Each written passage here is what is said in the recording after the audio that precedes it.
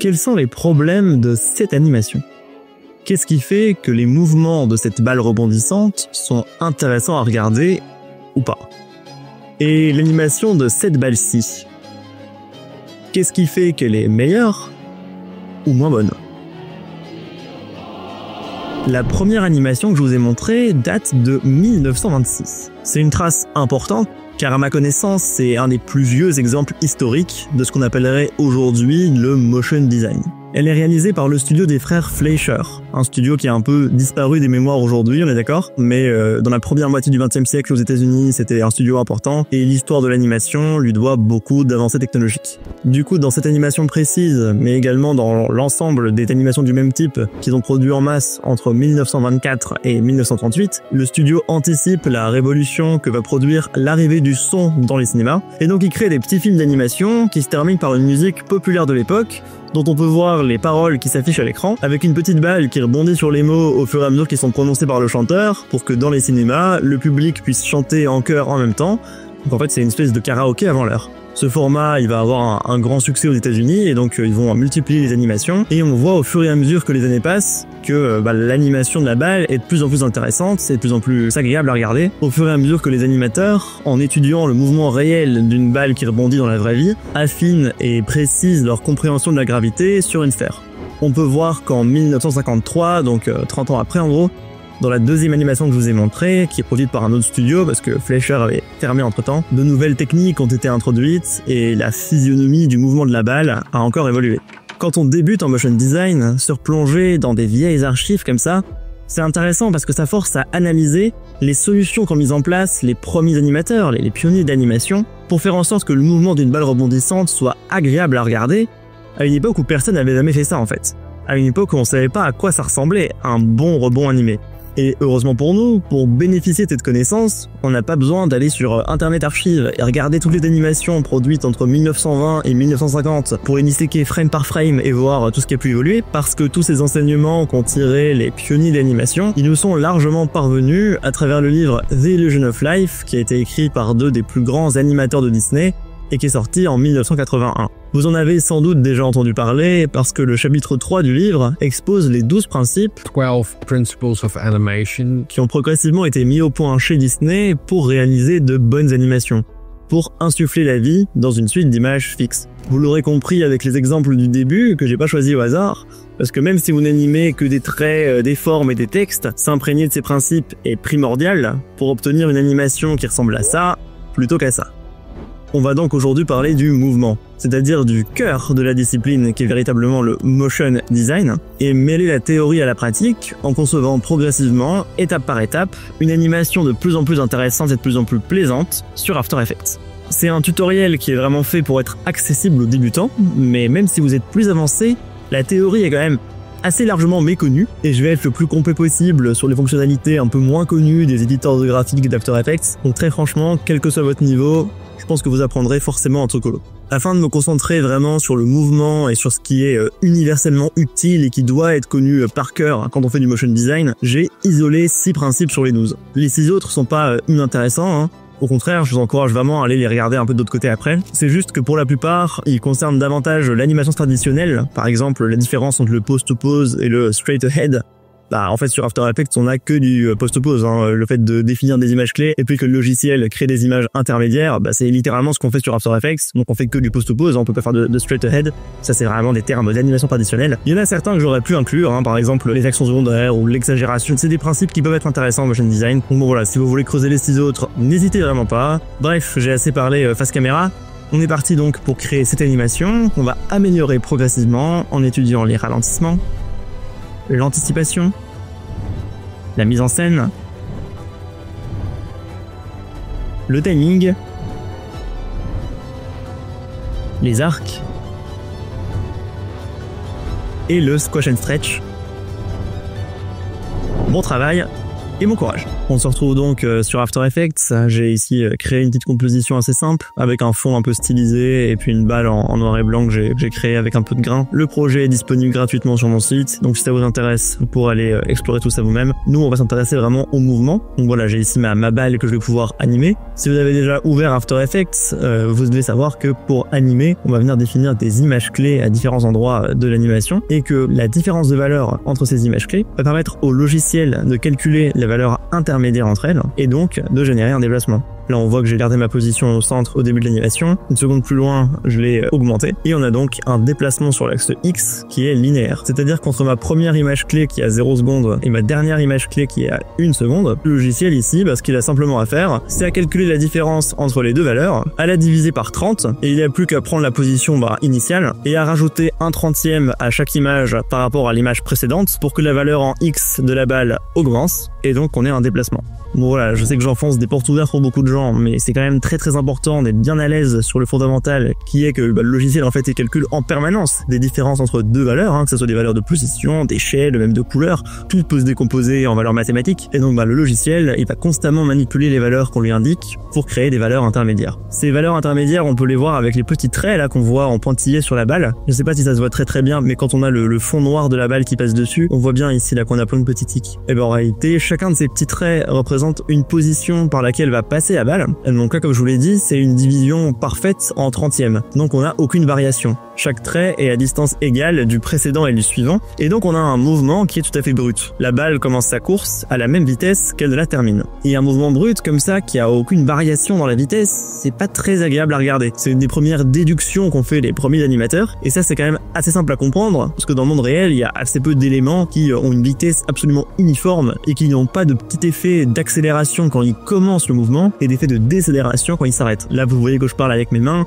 Le mouvement de mes mains, il n'est pas toujours parfaitement continu à la même vitesse uniforme. Je vais accélérer, ralentir, surtout en début et en fin de course. Cette observation, c'est le premier principe que je vous présente, qui est donc, en anglais, c'est slow in, slow out. En français, on pourrait dire début lent et fin lente. C'est pas très joli. En gros, c'est l'idée qu'il y ait une accélération au milieu de la course ou alors une décélération au début et à la fin de la course.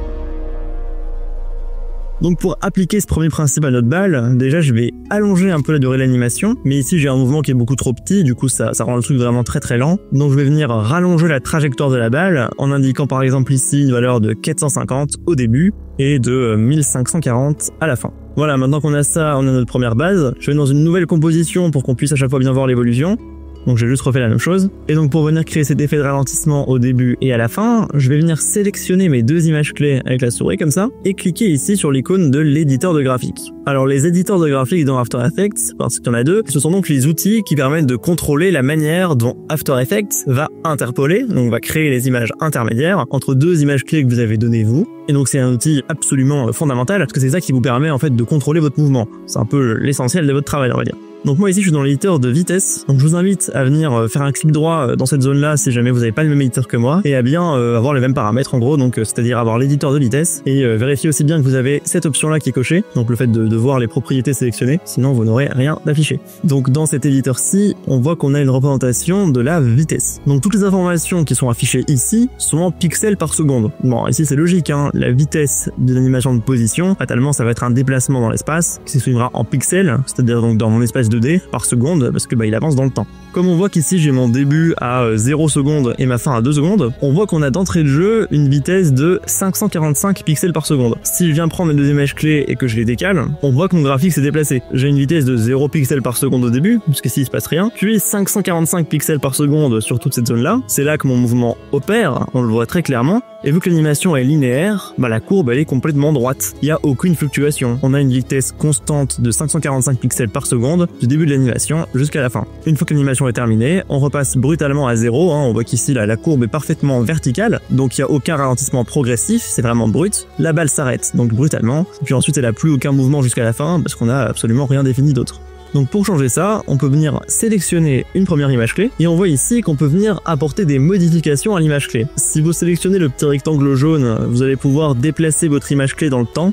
Généralement, c'est pas trop ce qu'on veut faire, on a défini une image clé à un timing précis, on a envie qu'elle reste là. Mais si vous sélectionnez la petite boule, la petite poignée qui est ici, vous pouvez retoucher la manière dont la vitesse est gérée, sans jamais que votre image clé ne change de place. Si je prends donc ma poignée, que je la tire vers la gauche et que je descends, On voit ici que j'ai une décroissance progressive de ma vitesse. C'est déjà un peu mieux. La vitesse décroît progressivement, on n'a pas d'arrêt net et brut. Pour accentuer cet effet, je pourrais venir déplacer encore un peu plus ma poignée vers la gauche. On a donc un ralentissement qui est plus prononcé. Et puis maintenant, je peux surtout venir faire la même chose à gauche. Ça va me permettre d'avoir, en plus d'une décélération progressive, une accélération progressive. Et comme vous le voyez, en faisant ça, on a tout de suite un mouvement qui est beaucoup plus agréable à regarder, qui est beaucoup plus naturel, avec une accélération et une décélération. J'insiste là-dessus parce que c'est important. Vous voyez bien ici qu'on a 0 pixels par seconde au début, donc au début l'animation va très lentement, mais plus l'animation avance, plus la balle va prendre en vitesse, ce qui est bien représenté par la courbe monte, puis elle arrive ici à son apogée, et la vitesse décroît donc exponentiellement ensuite, ce qui est encore une fois très bien retransmis par la forme de la courbe ici. On voit que la vitesse baisse de plus en plus, jusqu'à atteindre à nouveau tout doucement la valeur 0.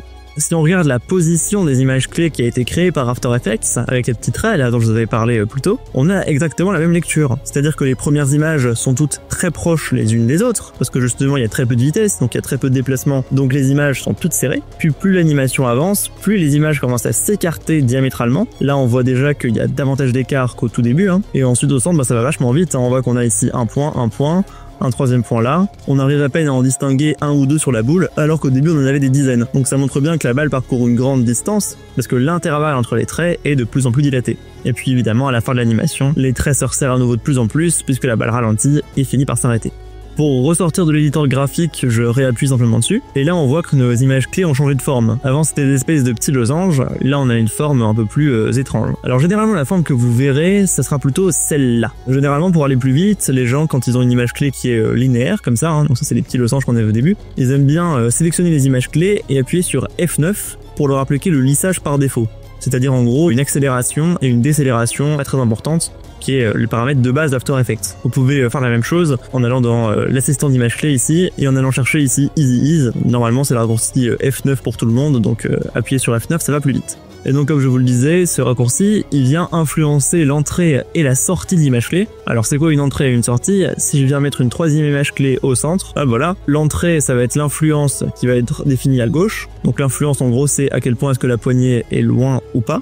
Si elle est proche, il y a une faible influence. Si elle est très éloignée, il y a une forte influence. Et la sortie, c'est la même chose mais à droite, donc en gros, qu'est-ce que l'image clé va influencer pour la prochaine image clé, pour l'image clé suivante, alors que l'influence d'entrée c'était pour l'image clé précédente. Bref voilà, du coup quand on fait un F9, on a 33% d'influence sur l'entrée et sur la sortie, et donc ça vient donner cette forme de sablier. Voilà, donc quand vous aurez une image clé qui sera lissée, c'est-à-dire qu'il y aura une influence que vous aurez définie vous-même, vous aurez généralement cette forme-là. Donc voilà, si vous n'êtes pas familier avec l'éditeur de graphique, je vous encourage très fortement à expérimenter, à aller prendre des formes très simples, leur faire des mouvements un peu basiques, d'échelle, de rotation, de position, pour vraiment comprendre comment ça marche. Mais donc pour l'éditeur de vitesse, il faut simplement retenir qu'on peut définir l'influence de l'image clé avec la poignée qui est ici. Plus l'influence sera grande, plus le mouvement sera lent au début et à la fin et intense au milieu. Et vous pouvez également, en montant et descendant le carré, définir la vitesse à laquelle l'animation se terminera. Donc ici, si je remonte le petit carré par exemple à 560 pixels par seconde, normalement, rien qu'en lisant le graphe, vous allez être en mesure de savoir que la vitesse va augmenter progressivement jusqu'à quelque chose comme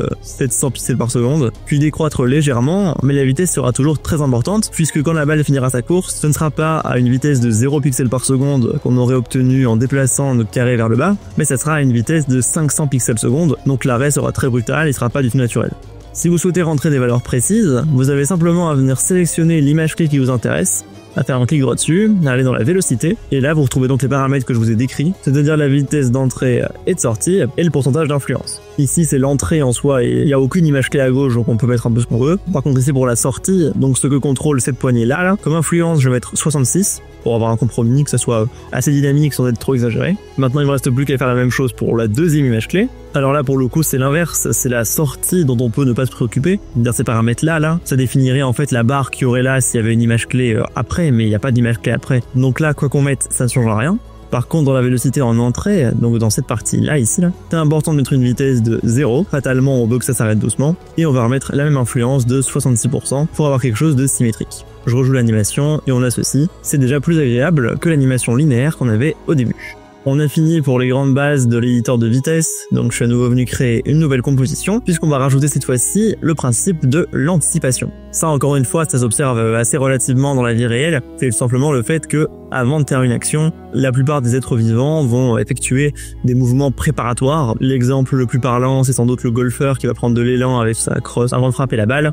Ben voilà, c'est une anticipation, et le fait de bien visualiser le grand mouvement qu'il fait, ça permet au spectateur de bien comprendre ce qui se passe et de se projeter dans le fait qu'il va frapper la balle. En animation, c'est pareil, on n'a pas envie de voir des objets qui bougent dans tous les sens sans qu'on comprenne où ils vont ni ce qu'ils font. On a envie d'avoir des mouvements qui sont clairs et dont on peut anticiper les déplacements futurs. C'est donc là que l'anticipation prend tout son sens, et c'est donc pour ça que ce principe, qui invite à rajouter des mouvements anticipatoires aux actions, est absolument crucial pour que le spectateur soit immergé dans l'animation et comprenne ce qu'il regarde. Ici, notre balle, elle va de gauche à droite sans prévenir dès le début. Ici, l'anticipation la plus logique qu'on pourrait faire, la plus classique, c'est de lui faire prendre un peu d'élan, tout simplement. De faire en sorte qu'elle se déplace un petit peu vers la gauche avant d'aller beaucoup plus vite vers la droite. Pour faire ça, je vais venir vers 15 secondes et je vais positionner une image clé vers 350 de valeur. Ça va me permettre d'avoir un petit décalage vers la gauche, et pour que ça soit bien visible comme mouvement, on va passer la valeur d'origine à 550. Comme ça, on a un mouvement qui se remarque bien sans trop dépasser des zones admissibles. Donc si on regarde ce qu'on a, ça donne ça. Bon, c'est pas trop mal, on voit que la balle recule un petit peu avant d'avancer, mais ouais, on a l'impression qu'elle heurte brutalement quelque chose, et c'est pas très naturel. Pour corriger ça, on va à nouveau sélectionner l'image clé et se rendre dans l'éditeur de graphique, où on voit sans surprise que la vitesse ne redescend jamais à 0. Il y a une très légère perte de vitesse ici, mais on s'arrête pas du tout, on reste à peu près à 500 pixels secondes, puis après on réaccélère, et on décélère à nouveau. Je vous encourage vraiment, pour vous améliorer, à regarder le graphique, et à visualiser dans votre tête le mouvement que va faire la balle. Si vous arrivez correctement à comprendre ce que fait la balle à partir du graphique, c'est très bien, et c'est vraiment une base importante, et ça nous permettra d'être à l'aise dans des animations plus complexes où il y a plein de mouvements partout et où justement il faut savoir visualiser plein de graphes en même temps et comprendre ce que chaque courbe fait. Je vous encourage vraiment à vous entraîner si c'est pas encore naturel pour vous. Généralement, pour l'anticipation, ce qu'on veut, c'est vraiment un mouvement assez rapide, ensuite un ralentissement sur le deuxième tiers entre les deux images clés, ensuite à nouveau 2 tiers où ça monte très progressivement, puis ça atteint son apogée sur le dernier tiers et ça ralentit. Donc ce qu'on va venir faire ici, c'est sélectionner la 13e image clé, et on va à nouveau appuyer sur F9, et une fois qu'on a ça, on va faire ce que je viens de vous dire, c'est-à-dire qu'on va venir sélectionner ici l'image clé, et tirer la poignée de gauche, on va dire, au maximum, pour avoir une forte influence au début. Alors là, vous voyez que c'est déjà mieux, hein. On sent vraiment que la balle, elle est déterminée, elle prend son élan, tac, ensuite elle ralentit, et puis ensuite elle accélère. Bon, l'accélération ici, elle pose problème, donc on va faire encore une fois comme je vous avais dit, c'est-à-dire qu'on va venir étirer la première poignée au maximum vers la droite, pour avoir cette belle cuvette entre les deux sommets que composent les deux courbes. Ici, on peut se permettre de retirer un peu d'influence pour adoucir un peu l'animation, et si on regarde ce qu'on a, ça donne ça. C'est vraiment pas mal, je pense que l'accélération se fait un petit peu trop tard, du coup la fin est un peu trop brute, donc je peux soit venir tirer ma poignée gauche plus vers la gauche, pour que l'apogée se fasse plus rapidement. Et c'est vrai que ça donnera toujours quelque chose d'assez brut, donc on peut simplement venir retirer un petit peu d'influence ici sur la droite, pour avoir quelque chose de plus doux. Si on regarde ça en boucle, on voit qu'on a eu une nouvelle progression par rapport à l'animation d'avant, hein. Quand on voit que la balle ralentit là, ici, on peut directement se projeter dans le fait qu'elle va repartir plus rapidement en sens inverse. En tant que spectateur, c'est assez satisfaisant. Si on compare avec l'animation précédente, c'est quand même plus ennuyeux d'avoir directement le mouvement qui nous est jeté en pleine figure. La petite anticipation, elle aide vraiment beaucoup à la clarté. Là, j'ai anticipé avec de la position parce que c'est le plus simple et le plus logique vu le contexte. Mais vous pourriez faire ça de plein de manières différentes. Je m'attarde pas là-dessus, mais ça aurait pu être à travers une animation de rotation, faire en sorte que la balle s'incline dans le sens opposé où elle va ensuite repartir pour que le spectateur anticipe ce qui va se passer. Ça aurait pu être à travers l'échelle, puis en tant que la balle s'agrandisse d'un côté avant de repartir de l'autre. Ça pourrait être avec la couleur. La balle qui commence à changer de couleur brutalement et puis après qui fait un truc frénétique. Voilà, il y a plein d'effets sur After Effects. De déformation, etc. que vous pouvez utiliser dans cette optique d'anticipation. C'est un principe général qui a vraiment plein d'aspects créatifs et d'applications créatives. Là, je vous montre l'exemple le plus classique possible avec vraiment 2 imageries de position, mais maintenant à vous de vous l'approprier et puis de l'implémenter d'une manière originale dans vos projets, bien sûr. On passe donc maintenant au 3e principe, qui est la mise en scène. Comme à chaque fois, je crée une nouvelle composition pour qu'on puisse se rendre compte de la progression. Et donc ce principe de mise en scène, il nous dit que le déroulé des actions doit être absolument clair et évident pour le spectateur. Qu'on ne doit pas noyer une image avec trop d'actions en même temps partout, et que les différents éléments d'une même image doivent être bien hiérarchisés. On puisse facilement distinguer le personnage du fond, ce genre de choses. Ce travail de mise en scène illustratif, entre guillemets, ici je l'ai déjà effectué, puisque j'ai déjà réalisé le fond et la balle. Le contraste ici, il est très clair, hein, avec une balle à dominante noire sur un fond blanc. Les éléments noirs du fond, ils sont vraiment relégués en haut et en bas, donc il gêne pas du tout à la compréhension du mouvement. Et puis l'ombre portée noire que j'ai rajouté en dessous ici permet encore plus clairement de distinguer la balle noire et la lumière qui est dessus du fond uni qu'il y a derrière. Donc ça voilà, ici je m'attarde pas trop parce que c'est plutôt du design, mais donc avant même de penser au mouvement, ce principe il nous demande d'être bien attentif à la composition de l'image et de vérifier que la hiérarchie est bonne pour que le spectateur comprenne au premier coup d'œil ce qu'il est en train de regarder et le message qu'on essaie de lui transmettre. Donc si vous animez un graphique, ça va être important que le graphique ressorte bien du fond.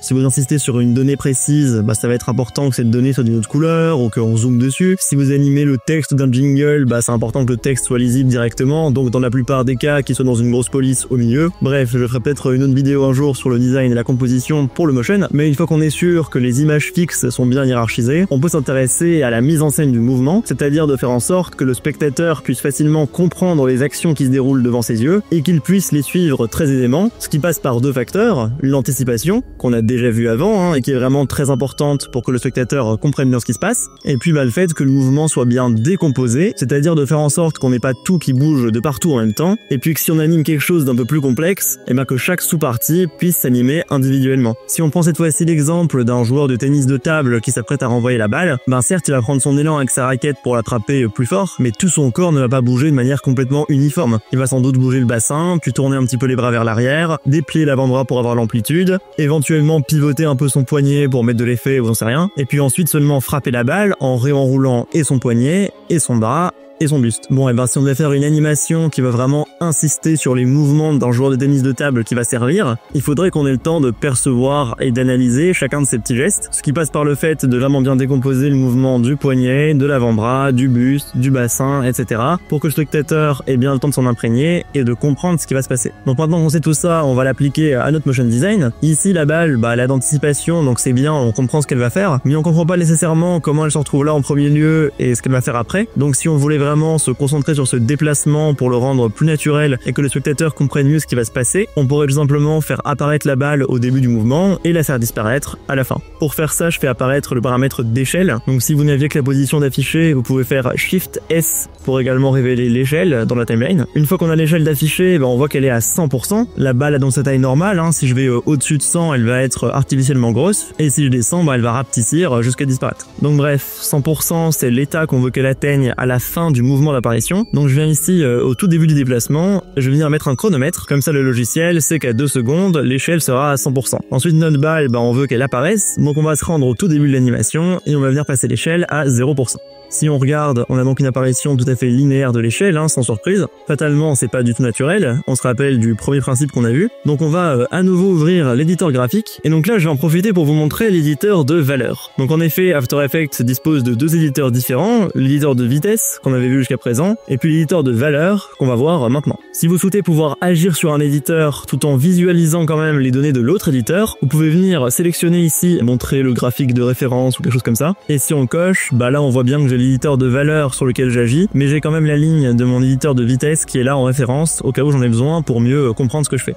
Pour qu'on puisse se concentrer un petit peu sur l'éditeur de valeur, je vais le décocher. Et donc autant l'éditeur de vitesse, comme son nom l'indique, nous rendait compte de l'évolution de la vitesse. Là, vu qu'on a quelque chose de linéaire, la vitesse est toujours la même, donc on a toujours une barre horizontale, et puis ensuite le mouvement sur l'échelle il s'arrête, donc on n'a plus aucune vitesse et on a une nouvelle barre horizontale sur 0. L'éditeur de valeur, lui, il va bien nous montrer une augmentation parce qu'il nous rend compte de la valeur. Ici la valeur elle passe de 0% à 100%, donc logiquement la barre monte de 0% à 100%, et la barre est parfaitement droite parce que justement le mouvement est linéaire. Quand on sélectionne une image clé depuis l'éditeur de valeur, on n'a pas les petites poignées automatiquement comme sur l'éditeur de vitesse. Donc si jamais vous voulez les faire apparaître d'une manière compliquée, vous pouvez sélectionner l'image clé, appuyer sur G pour récupérer l'outil plume, maintenir Alt pour accéder aux courbes de Bézier, maintenir le clic gauche de votre souris et tirer dans la direction que vous le souhaitez pour manipuler votre courbe. La manière plus simple, c'est toujours pareil, c'est de venir tout sélectionner et d'appuyer sur F9, puisque ça applique un easing de base, ça fait apparaître les poignées qu'on peut donc manipuler.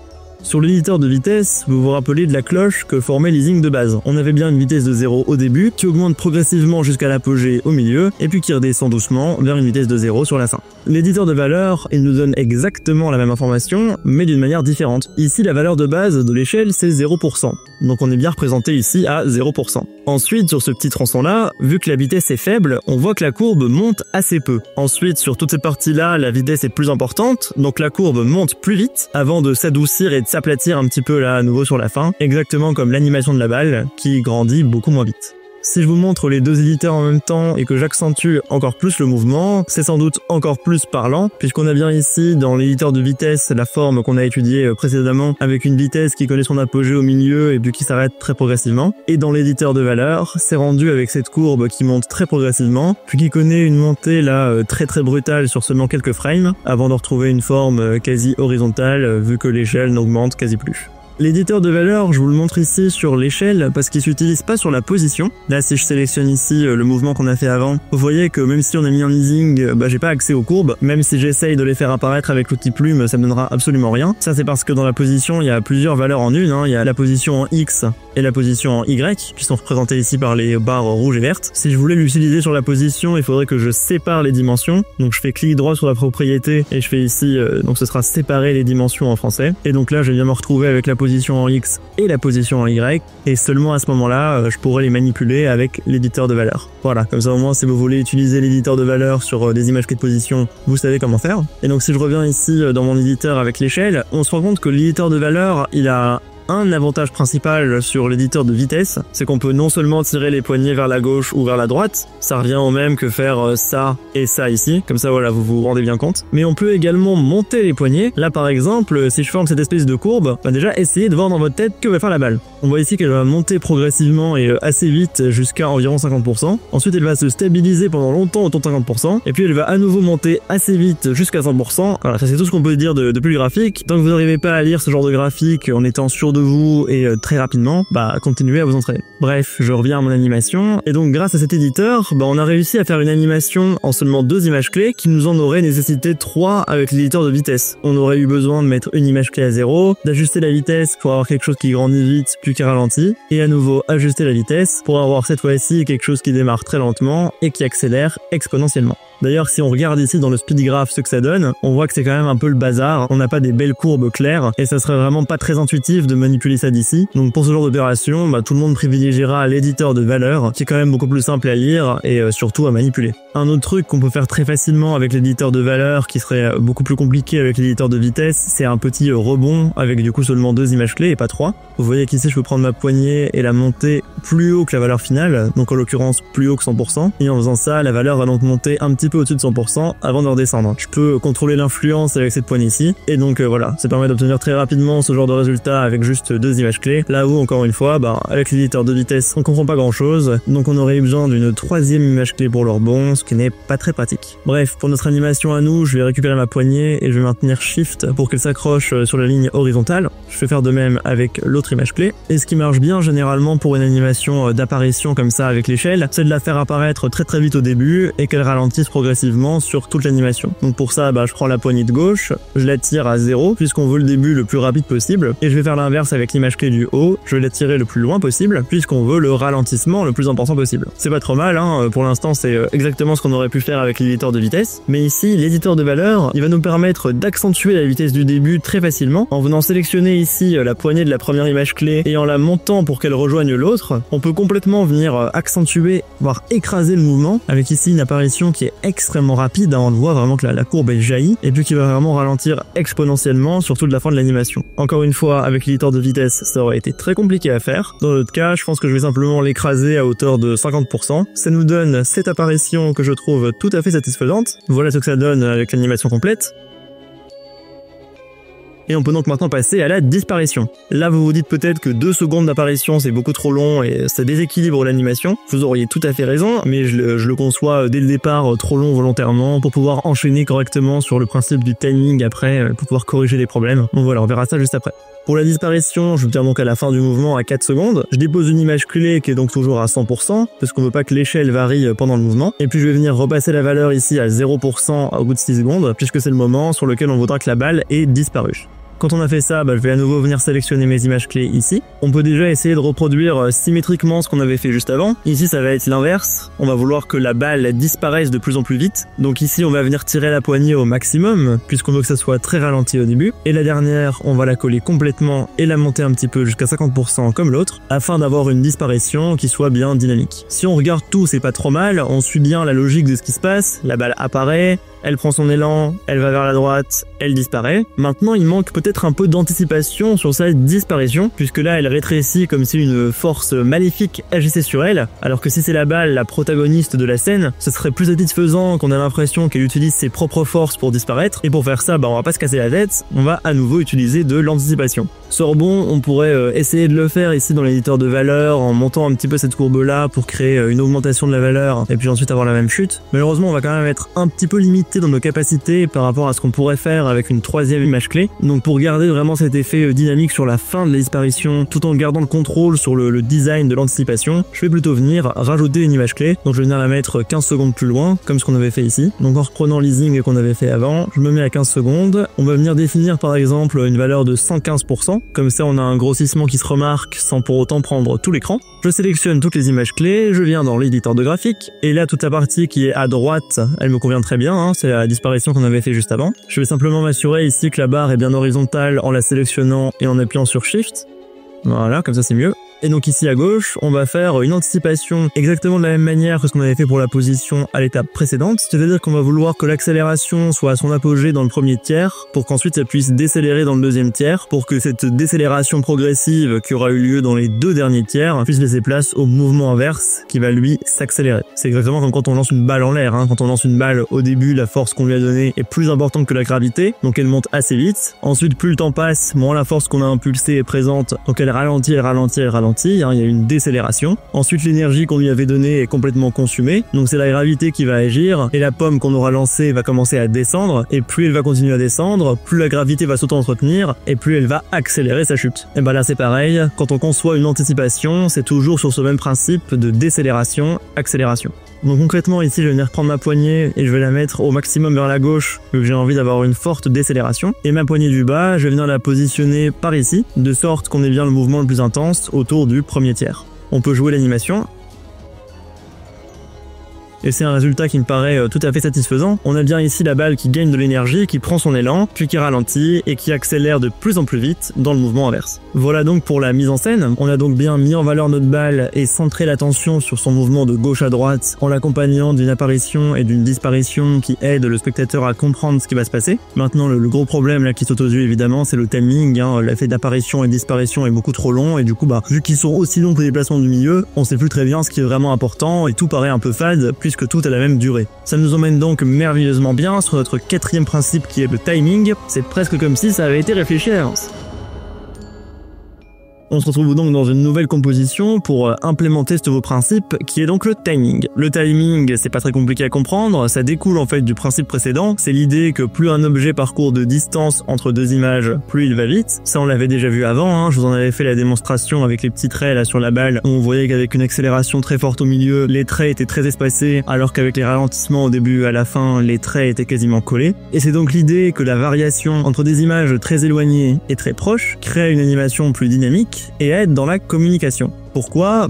Tout simplement parce que comme on l'a vu, une bonne animation, c'est surtout une animation qui est bien hiérarchisée, où on comprend ce qui se passe, et la hiérarchie, elle passe aussi dans le mouvement. Et donc fatalement, la variation dans la vitesse entre différents mouvements aide à attirer l'attention sur le mouvement qui contraste. Si vous avez que des mouvements très très lents et que vous avez tout d'un coup un mouvement très rapide, ça va évidemment attirer l'attention du spectateur. À l'inverse, si vous avez plein d'éléments qui se déplacent très très vite en arrière-plan et que vous avez parmi toute cette cohue un élément imposant qui arrive lentement, majestueusement au premier plan et qui se détache de la cohorte, et là ici ça va être sa lenteur qui va contraster et qui va donc aider à dynamiser l'animation. Dans notre cas, j'avais donc volontairement rendu l'animation plus mauvaise qu'elle ne pourrait l'être en faisant en sorte que l'apparition et la disparition durent 2 secondes chacune, soit le temps du mouvement principal. Mais comme ça au moins, vous voyez bien que c'est mal hiérarchisé, on comprend pas trop quel est le mouvement sur lequel le designer veut attirer votre attention, et puis même au-delà de ça, c'est juste pas très fluide d'avoir une apparition comme ça qui dure 2 secondes entières sans qu'il se passe rien autour. Pour corriger ça, on va donc commencer simplement. On va sélectionner l'ensemble des images clés excepté la première et on va venir dire par exemple que le temps d'apparition est 2 fois trop long. Donc je vais venir décaler toute l'animation jusqu'à 1 seconde pour que l'apparition ne dure plus qu'1 seconde. Et rien que là, c'est quand même déjà un petit peu mieux.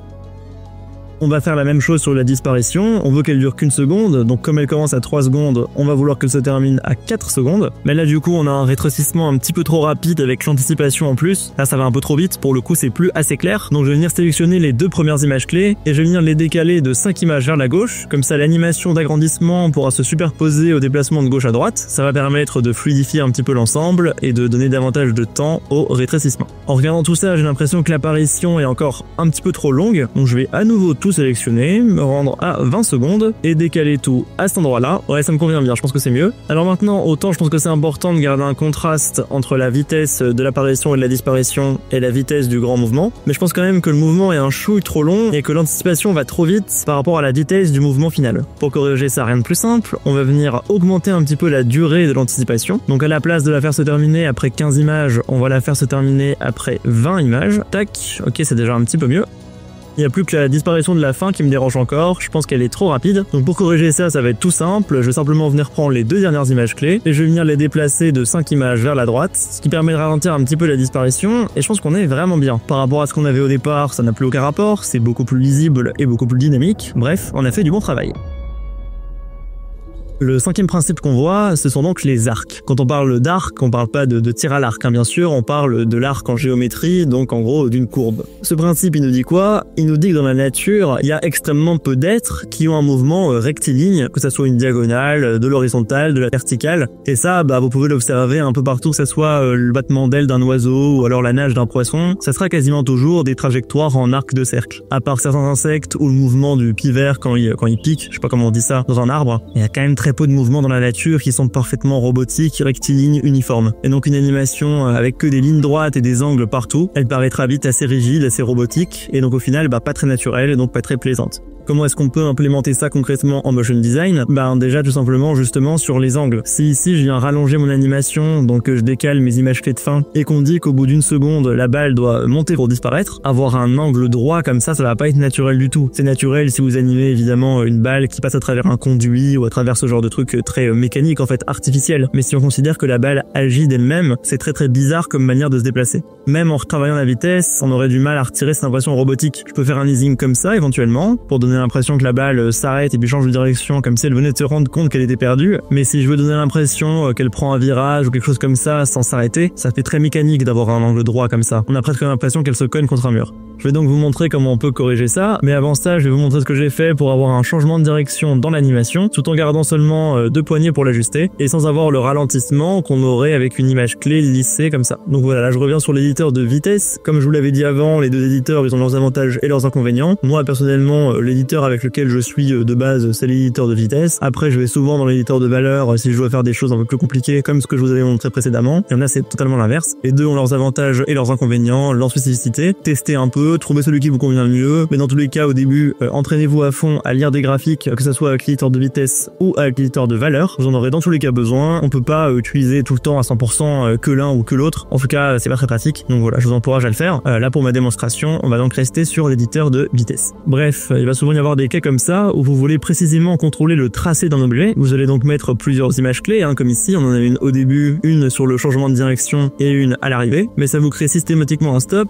parce que quand on fait F9 sur l'image clé, les paramètres par défaut, c'est toujours les mêmes, c'est 33% en influence et 0 en vitesse. Donc ça va vous créer plein de stops partout. Et parfois, c'est pas ça du tout qu'on veut. On voudrait bien pouvoir animer une balle sur un circuit, juste définir l'impulsion au début et à la fin, et laisser la balle parcourir toutes les positions sans avoir des arrêts à chaque changement. Donc vous savez qu'avec l'éditeur de vitesse, on peut certes modifier l'influence, mais on peut aussi carrément modifier la vitesse, puisque sur ce graphique, plus un point est haut, plus il se déplace vite. On a donc juste à prendre notre image clé et à la monter pour éviter que la vitesse ne redescende à 0 et puis ne remonte. Par défaut, si vous essayez de monter l'image clé comme ça, vous aurez du mal à le faire parce qu'il faut d'abord faire un clic droit sur l'image clé, aller dans la vélocité encore une fois. Là, on a d'ailleurs tout à fait accès aux paramètres de vitesse, on pourrait carrément les contrôler d'ici si on voulait, mais c'est quand même plus pratique de le faire visuellement sur le graphique. Donc pour pouvoir le faire facilement, il faut que vous vous assuriez que vous ayez bien cette case ici de cocher. Ça fait en sorte que la vitesse d'entrée sera la vitesse de sortie. Là, on le voit, si j'augmente la vitesse ici, j'augmente la vitesse d'entrée et la vitesse de sortie récupère automatiquement les valeurs. En ayant cette option décochée, je pourrais très bien avoir une vitesse de 100 pixels par seconde quand l'animation arrive sur l'image clé, mais qu'ensuite, dès l'image clé suivante, on ait une vitesse de 700 pixels par seconde par exemple. Mais bon, dans les faits, c'est quand même assez rare que ça soit ce qu'on cherche à faire. Donc pour pouvoir tout contrôler avec un seul curseur, on veille bien à cocher cette case. Donc voilà, ici pour ma balle, en remontant le curseur de sortie sorte à avoir une courbe bien homogène qui me permet de ne pas avoir de ralentissement, c'est très bien. Ça donne ceci et c'est tout à fait satisfaisant. Et là, ce que je suis en train d'expliquer, très franchement, beaucoup de gens ne le savent pas, donc déjà c'est bien de savoir ça. Mais le problème, c'est que vous avez renseigné une valeur brute, et si on se dit maintenant que cette easing-ci là sur la première image clé, elle ne convient pas du tout et comme quelque chose de beaucoup plus fort, on se retrouve avec une courbe qui est plus vraiment homogène. Là, si on regarde, on a une accélération exponentielle, puis un ralentissement exponentiel, puis le ralentissement va être moins fort, ça va plus se stabiliser dans la vitesse, puis ça va à nouveau ralentir, ça va donner ça. C'est pas très beau, on a une espèce de ralentissement ici, c'est pas très agréable. Donc il va falloir à nouveau relever ça, éventuellement jouer avec l'influence pour avoir quelque chose qui convient mieux, rehausser encore la vitesse, etc. Donc bref, c'est pas une méthode très flexible. Ça peut être utile dans plein de cas, mais si on est certain qu'on aura juste besoin de contrôler la vitesse au début et à la fin, et qu'on veut juste que les images clés intermédiaires soient des points de passage, mais ne définissent ni la vitesse ni l'influence, on peut venir sélectionner notre image clé ici, faire un clic droit, et on va venir cliquer sur cette option, c'est la troisième en partant du bas, et une fois qu'on a fait ça, on voit que notre icône d'image clé a changé. Maintenant on n'a plus qu'un point assez petit, et donc ce qui est bien avec cette image clé, c'est qu'elle continue à définir le tracé, mais que j'ai ici un total contrôle avec mes images clés de droite et de gauche sur le mouvement de la balle, et l'image clé intermédiaire s'adapte automatiquement aux nouvelles données que j'ai rentrées sans rien modifier à la vitesse. Voilà, si vous retenez tout ça, vous en savez déjà beaucoup plus que beaucoup de gens, mais on va continuer sur des fonctionnalités un petit peu plus avancées d'After Effects en voyant comment on peut redéfinir la manière dont les images intermédiaires sont créées dans l'espace par After Effects. Pour ça, j'ai donc rétabli mon animation telle qu'elle était avant que je commence avec mes exemples. On va sélectionner la première image clé et on va appuyer sur G pour récupérer l'outil Plume. Alors l'outil Plume, on l'avait vu dans un cadre très spécifique là avec l'éditeur de valeurs. C'est un outil qui est sur quasiment toute la suite Adobe, qui est un peu un indispensable. De base, il vous permet de créer des formes libres, donc c'est très utile pour créer des masques ou des formes géométriques dans un fond par exemple. C'est avec cet outil-là que j'ai créé les formes qu'on voit derrière. Mais ici, on va l'utiliser pour définir une trajectoire entre deux images clés. Pour ça, on s'assure donc bien d'être sur l'outil Plume. On passe notre souris sur le point qui représente l'image clé sur laquelle on est, et on voit qu'on a ce triangle qui apparaît et qui nous permet de créer et d'ajuster des courbes de Bézier. Donc en gros, ce qu'on fait depuis le début, avec des petites poignées qui permettent de créer des courbes. Je vais venir étirer énormément ma poignée pour vous montrer un peu ce que ça fait. Donc voilà, là on voit qu'on a une espèce de belle cubette, et quand je joue mon animation, c'est magique, la balle suit la trajectoire que je viens de lui indiquer, tout en gardant la vitesse qu'on lui avait indiquée avant. Donc ouais, c'est vraiment très puissant comme technique. Ici, je vais venir faire quelque chose de beaucoup moins exagéré. Ce qu'on veut, c'est vraiment une petite touche qui montre que c'est un peu courbé. Voilà, comme ça par exemple, c'est pas trop mal. On a une courbure très légère qui va permettre de donner du naturel à l'animation sans pour autant la changer radicalement. Je vais maintenant venir sélectionner la deuxième image clé et on va faire quelque chose d'à peu près similaire mais dans l'autre sens, c'est-à-dire qu'on va souhaiter une légère courbure vers le haut pour le mouvement en sens inverse. Une fois que j'ai utilisé mon outil Plume pour créer la courbure, si je désélectionne et que je viens resélectionner, je vais réappuyer sur V pour récupérer l'outil de sélection et je vais venir déplacer mes courbes avec l'outil de sélection justement. Si je garde la plume, donc avec le raccourci G, il va venir me désolidariser mes points entre eux, donc je vais pouvoir ajuster la poignée du haut et la poignée du bas indépendamment. Ça peut être ce qu'on veut faire, mais si on veut les ajuster en les gardant liés, il faut retourner sur l'outil de sélection. Donc voilà, ici je définis une courbe vers le haut pas trop prononcée pour le mouvement retour. Après justement, ici je me cherche un peu des problèmes parce que vu que mes anses sont liées, je suis en train d'empiéter sur le mouvement que j'avais fait juste avant. Donc si je lis, ça donne ça.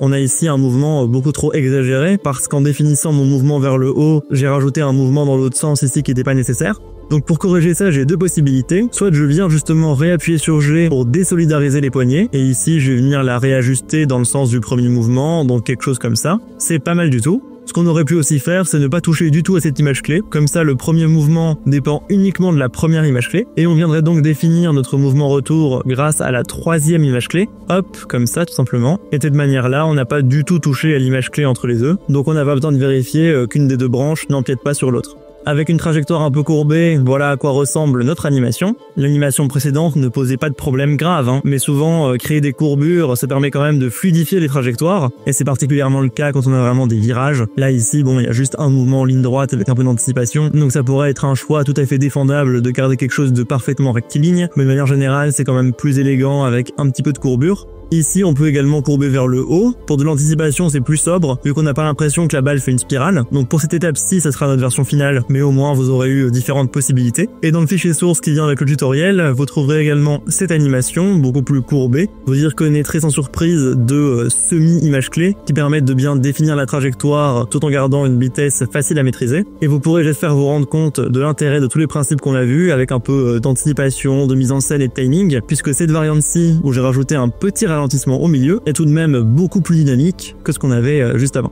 On voit bien ici toutes les images clés intermédiaires et l'image clé du milieu qui ne marque pas d'arrêt complet, ce serait pas très naturel. Bref, je le répète encore une fois, mais le fichier est complètement gratuit, donc n'hésitez pas à le télécharger et à l'explorer par vous-même. De notre côté, on en a fini avec les arcs, on passe donc au dernier principe de cette vidéo, le squash and stretch.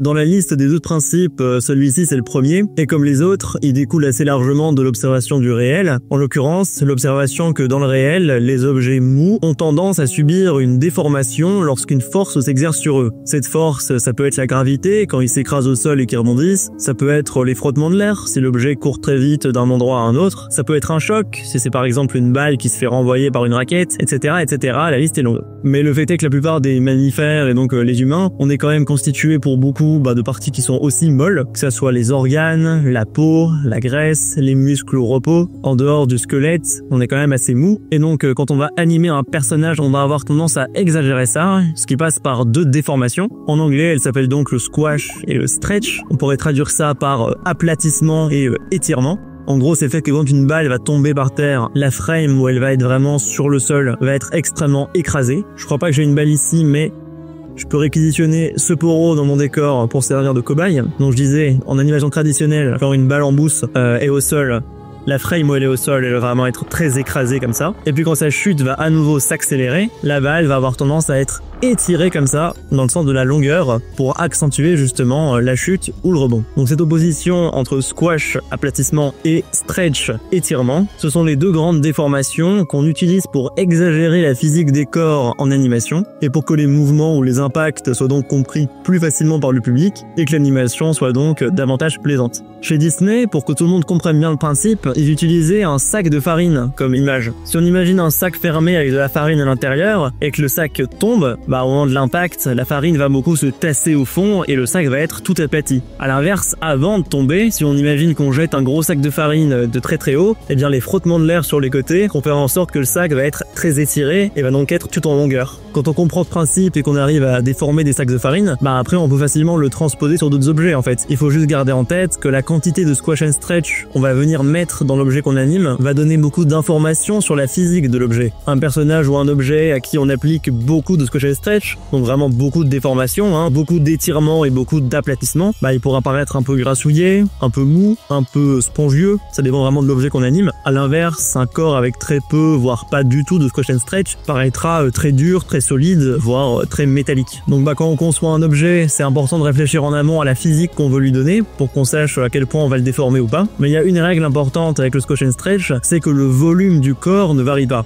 Si on reprend l'analogie du sac de farine, il y a toujours la même quantité de farine dedans. Que le sac soit en train de tomber et que les frottements de l'air l'écrasent sur les côtés et donc l'étirent, ou qu'il chute violemment sur le sol et que donc il se tasse complètement et que toute la farine soit très aplatie, il n'y a pas plus ou moins de farine. La quantité de farine dans le sac ne varie pas. C'est pareil pour les autres objets. Une éponge très déformable ou une balle rebondissante en mousse qui tombe par terre, même si elle s'écrase un peu, la mousse va pas disparaître. Elle va simplement être répartie différemment dans l'objet.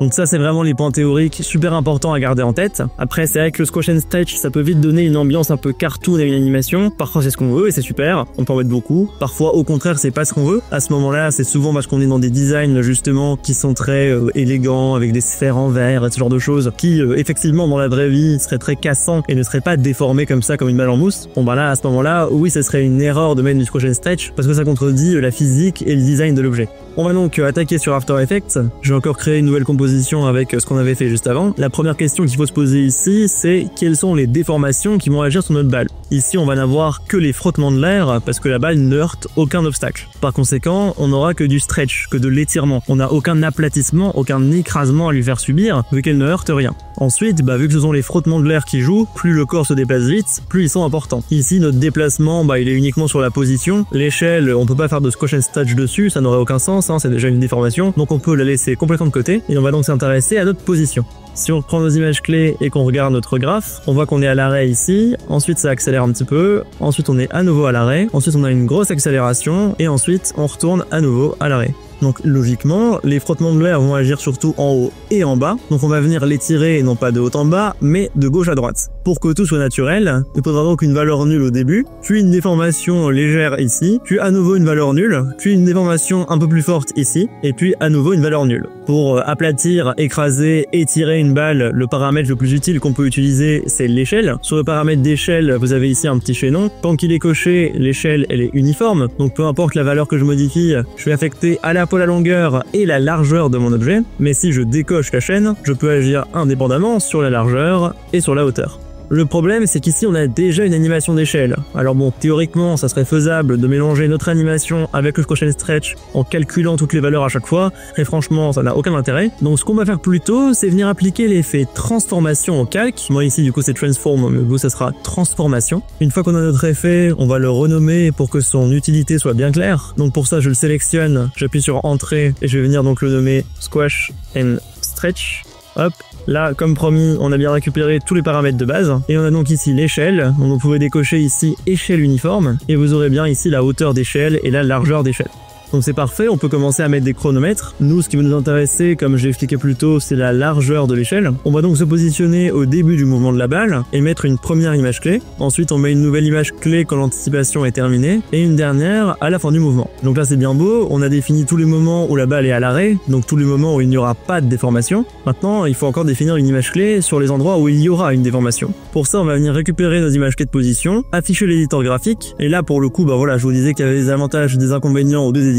Là, c'est clairement un avantage de mon point de vue de l'éditeur de vitesse, parce que ici, pour trouver la frame où la vitesse est la plus rapide, fatalement le point le plus haut de la courbe, c'est là que la vitesse est la plus haute, c'est pas compliqué à comprendre et ça va très vite. Avec l'éditeur de valeur, bon, c'est plus compliqué, hein. Il faut comprendre que là, c'est un déplacement qui est uniquement en X. La courbe rouge, on voit qu'ici, effectivement, elle descend plus vite. Maintenant, pour trouver la frame exacte où elle va le plus vite, bon, c'est quand même pas si évident que ça. C'est infiniment plus rapide et plus simple à comprendre avec l'éditeur de vitesse. Bref, je le répète, les deux se complètent, les deux sont utiles, et il y a vraiment des cas de figure où c'est une perte de temps d'utiliser l'un ou l'autre, donc le mieux c'est vraiment de rester à l'aise dans les deux. Bref, maintenant je vais venir mettre une nouvelle image clé ici, puisque je sais que c'est là que ma déformation sera la plus haute, et je vais venir resélectionner mes images clés de position, positionner ma tête de lecture à l'apogée de l'anticipation, et positionner encore une nouvelle image clé.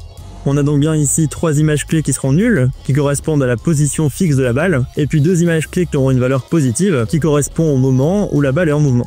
Pour bien différencier les deux, on peut venir sélectionner les 2 images clés du milieu, faire un clic droit dessus, aller dans label, ça sera libellé en français, et aller chercher une couleur, n'importe laquelle, on va dire orange. Voilà, comme ça maintenant ces images clés elles ressortent, et donc je sais qu'en gris j'ai mes images clés repères qui ont une valeur de 0 et qui correspondent aux images clés de la position, et puis qu'en orange j'ai les images clés qui ont une valeur positive. Maintenant, il nous reste encore à définir la déformation qu'on va imprimer. Ici, moi, la physique que je décide pour ma balle, c'est à peu près celle d'une balle de football. Une balle qui va subir une très légère déformation avec les frottements de l'air, mais vraiment rien de trop intense. Donc ici, on va rester très léger. La valeur de base en largeur, logiquement, c'est 100. Et ici, je vais venir l'augmenter à 103. Donc voilà, on peut voir le avant-après. Alors 3 points d'écart, c'est vraiment pas une grosse différence, hein, on est d'accord. Mais ici, faire davantage, ce serait clairement inapproprié vu le faible mouvement qu'on représente. Donc voilà, on a bien ici notre balle qui s'étire légèrement au fur et à mesure qu'elle accélère. Ensuite, elle revient à sa forme de base quand elle s'arrête. Et puis, elle va à nouveau accélérer. Et sur le nouveau point de vitesse maximale ici, on va venir mettre la largeur à 110. Donc là, pour le coup, c'est un peu plus important vu que la vitesse est plus grande. Et pour l'instant, ça donne ça.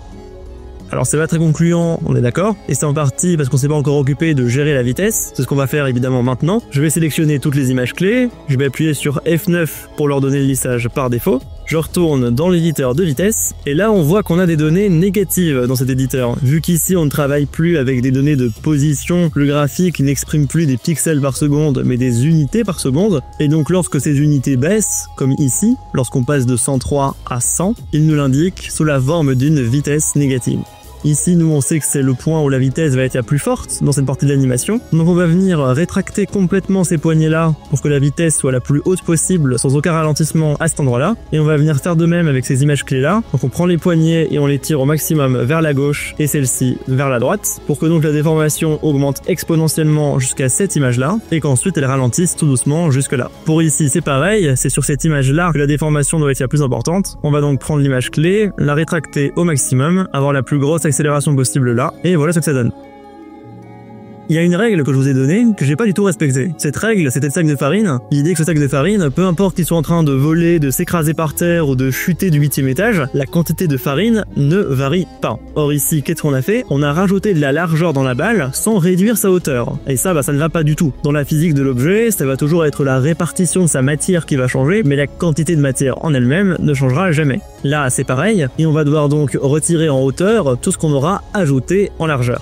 Vous me voyez venir, on va pouvoir faire ça avec le paramètre hauteur d'échelle ici, et on pourrait s'embêter à copier toutes les images de la largeur d'échelle, à venir mettre un chronomètre sur la hauteur d'échelle, le faire apparaître, tout coller, et puis venir inverser à chaque fois. Donc là on est à 100, là 103, alors si on est à 103 il faut calculer la différence, on a rajouté 3 points, donc ici on doit en retirer 3, donc ça va faire 97, bon on peut faire ça, mais on va faire beaucoup plus simple que ça, et ça c'est une technique que je vous donne pour tous les squash and stretch que vous aurez à faire dans votre vie, c'est qu'on va venir maintenir la touche Alt enfoncée, et faire un clic gauche sur le chronomètre de la hauteur d'échelle. Alors si vous avez jamais ouvert ça, pas de panique, c'est juste le champ des expressions, en gros c'est juste un langage informatique, le JavaScript, qui permet d'interagir avec le logiciel. Je suis en train de préparer un cours complet sur les expressions dans After Effects, pour que les débutants les plus complets puissent atteindre un niveau qui leur permette d'écrire leurs propres expressions. Si ça vous intéresse d'être informé quand ça sortira, vous pouvez aller sur mon site et mettre votre email pour que je vous prévienne le jour J. Mais bref, pour revenir à nos moutons, les expressions c'est extrêmement utile. Et ici on va écrire quelque chose de très simple qui va nous permettre de calculer automatiquement la bonne valeur pour que le volume de l'objet ne varie jamais. Pour ça, on va venir chercher le petit escargot qui est juste là, et on va venir le faire glisser sur la largeur d'échelle, comme ça, et on relâche. Là, il est venu me récupérer la valeur qui est inscrite ici. Pour se repérer, on va déclarer une variable. Donc on va juste en gros donner un nouveau nom à ces fignes-là pour pouvoir juste réemployer ce nouveau nom et pas avoir à réécrire toutes ces fignes à chaque fois. Donc on va écrire ici const valeur source égale, et ensuite on garde ce qu'avait écrit le logiciel, point virgule pour aller à la ligne, et là on n'a plus qu'à écrire 200 moins valeur source, à nouveau point virgule, et on lève les mains, c'est fini. Donc là, si vous réfléchissez bien, vous comprenez qu'en fait, il va calculer automatiquement la bonne valeur parce qu'il prend 200 comme valeur de base, et le volume de l'objet, logiquement, ça doit toujours être 200. Les 100 qu'on a dans la largeur et les 100 qu'on a dans la longueur. Si par exemple, comme je l'ai fait là, je mets 110 en valeur de largeur et que j'ai toujours 100 en valeur de hauteur, je me retrouve avec un total de 210, ce qui est pas bon puisque j'ai plus le même volume dans l'objet. Et donc le fait de partir de la valeur 200, qui est la valeur qu'on veut, et d'y soustraire la valeur qu'on a dans l'autre champ, en l'occurrence le champ de la largeur, ça fait que le paramètre longueur va toujours regarder la valeur qu'il y a dans la largeur et faire 200 moins cette valeur. Donc quand il y avait 110, ça fait 200 moins 110, donc 90, et 110 plus 90, ça fait bien 200. Si à l'inverse, j'avais diminué la largeur, par exemple que j'avais mis 80, 200 moins 80 ça aurait fait 120, et donc ma hauteur aurait à nouveau automatiquement récupéré la bonne valeur, puisque 120 plus 80 égale 200, c'est magnifique. Donc là maintenant cette valeur là elle est en rouge parce que je peux plus y toucher, elle est affectée par une expression, et ça tombe bien parce que j'ai pas besoin d'y toucher, vu que quand je vais affecter ma largeur, ma longueur va automatiquement se mettre à jour. Voilà, maintenant qu'on a respecté cette règle, c'est mieux, même si je suis d'accord c'est toujours très discret, et je pense que c'est en bonne partie parce que mon easing est beaucoup trop fort, ce qui fait qu'au final on a vraiment une déformation que sur 2 ou 3 frames. Donc pour que ça soit plus réussi, je vais venir ici dans la vélocité à chaque fois, et je vais mettre une influence de 50 au lieu de 100, et voilà, là c'est quand même beaucoup mieux. Encore une fois là vraiment je l'ai fait pour montrer qu'on peut en implémenter dans n'importe quelle animation en toute petite dose sans que ça fasse vraiment cartoon et qu'on ait l'impression que Mickey soit sur le point de surgir du fond à chaque image. Mais pour la démo ici je peux accentuer, mettre ça ici par exemple à 108 et ça ici à 125, et vous voyez qu'on aurait un squash and stretch beaucoup plus fort. Ici là c'est tellement squishy que ça donne presque une physique de bulle de savon. Dans cette animation c'est pas vers ça que je veux aller, mais ça pourrait être tout à fait viable, et ça montre donc bien qu'il n'y a pas de quantité parfaite de squash and stretch à mettre, c'est simplement une information sur la physique de l'objet. Plus vous en mettez, plus l'objet est mou et malléable, moins vous en mettez, plus il est dur et cassant. Mais je vous encourage vraiment à expérimenter avec, parce que dans beaucoup de situations ça rend l'animation plus vivante, et c'est vraiment un principe fondamental à connaître, surtout si vous animez des chocs, une balle qui rebondit sur une surface. Dans toutes ces situations où on a des impacts, le fait que l'objet s'étire et s'aplatisse, ça aide vraiment à rendre l'animation naturelle, comme on l'avait vu avec les exemples du tout début de la vidéo. Dans la deuxième animation, l'implémentation du squash and stretch aidait vraiment à ce que les mouvements soient naturels. Bon, bravo, on a fait un très long chemin. Si vous êtes arrivé jusqu'ici, vous pouvez être fier de vous. C'est vrai qu'il y avait vraiment beaucoup d'informations. Je sais que j'ai abordé beaucoup de sujets différents, mais au moins maintenant, vous avez été initié aux principes théoriques et aux fonctionnalités pratiques que vous allez probablement le plus utiliser en tant que motion designer sur After Effects. Donc ouais, c'est une belle première étape. Bravo à vous. Tant que vous êtes encore là, je suis sûr que vous serez très intéressé par cette vidéo où je vous donne tous les raccourcis et toutes les astuces indispensables pour travailler correctement sur After Effects, en commençant par la base de la base pour les débutants et en montant progressivement le niveau jusqu'à présenter des secrets très bien gardés.